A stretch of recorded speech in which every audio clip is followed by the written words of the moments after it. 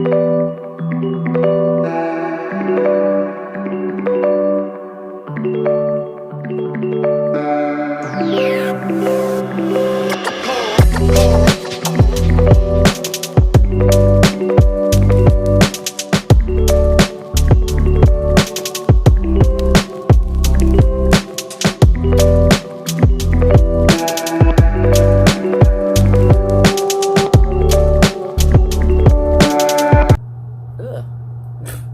of hair, what the heck.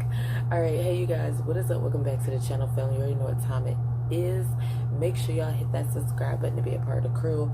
Otherwise, let's get into this video and see what it do, y'all. So I told you guys I was gonna help you guys out in terms of learning a little bit more about astrology, and here I am to help y'all learn a little bit more about astrology and get to know more about yourself. Okay, so today we're going to be touching on your north and south node.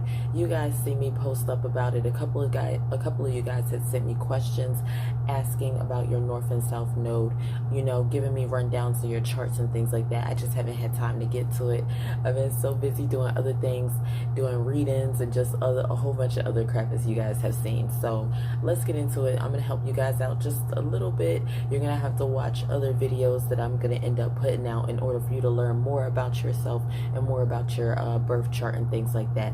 I will leave in the description some links, some calculators, a birth chart calculator, a north node calculator for you guys, so that way you can help, so that way it can help you guys out in terms of figuring yourself out. All right, so we are going to start off with Capricorn. I am going to do a video for every house and every south node and shit like that for Capricorn, and we're going to start out with Capricorn just because, as you guys know, my north node is in Capricorn, okay, and I'm not going to tell you what house. You're not going to know unless you watch the video to see which house it's in, okay? But I'm not going to tell you which house. You'll have to watch, I guess, all the videos in order for you to see, and I'll let you know. But your north node is basically dealing with where you're headed, okay? My way of learning north and south node, and my way of teaching you guys, is I go back to what we learned in school and history and shit like that. All right, in school we were taught that everything in the north is what you need to strive to. Everything in the north was better. This is even in terms of slavery, in terms of just whenever they used to have, you know, wars and shit like that, the north was always winning against the south. You know, the south was always just the suck place, whatever the case may be. They was never technologically advanced. They were always, you know, whatever. All right, so that's how I remember. The south is your past, where you're coming from, you know, your past experiences, how you dealt with your life and relationships in your past life, okay? Your north node is where you're headed to as of right now, you know, what you're striving for, your direction in life. You know, you'll have a whole bunch of people break it down in a whole bunch of different ways, okay? There's much more to it in terms of whenever we get into your birth chart, because we also have to focus on the degrees, which is what I was saying. The degrees also play a part in terms of learning more about you.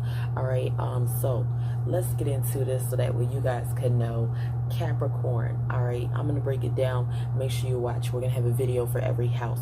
All right, so this is for you if you guys have your north node in Capricorn first house, and your south node is going to be in Cancer 7th house, okay? So it's going to be the complete opposite. So whatever your north node is, the opposite is going to be your south node, okay? And it's always a positive and negative to everything in life, and this even plays out in terms of the astrological chart. There's a positive and negative energy to everything.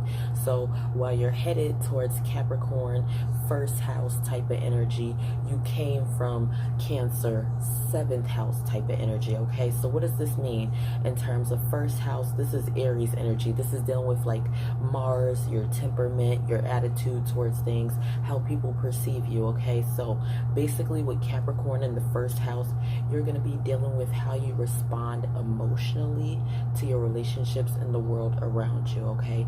You're going to be trying to separate even more from people or individuals that you might see as being a little bit too clingy, people who aren't self-sufficient for themselves.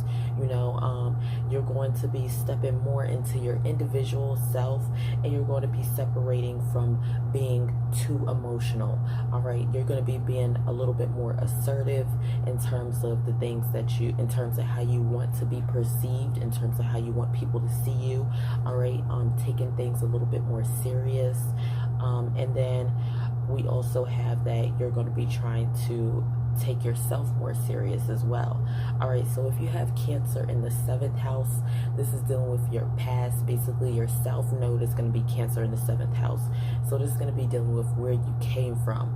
So in your past life, you were a little bit over emotional, because we know that Cancer is a water sign, and this is dealing with emotionals. This is dealing with emotion. Okay, so you had Cancer in the 7th house, and the 7th house is dealing with marriage, intimate relationships, and things like that. So in a past life, you cared a little bit too much about others. Okay, you cared a little bit too much about your intimate relationship, and it played out negatively to where, you know, you put forth a lot of energy, a lot of time into individuals who didn't care as much for you.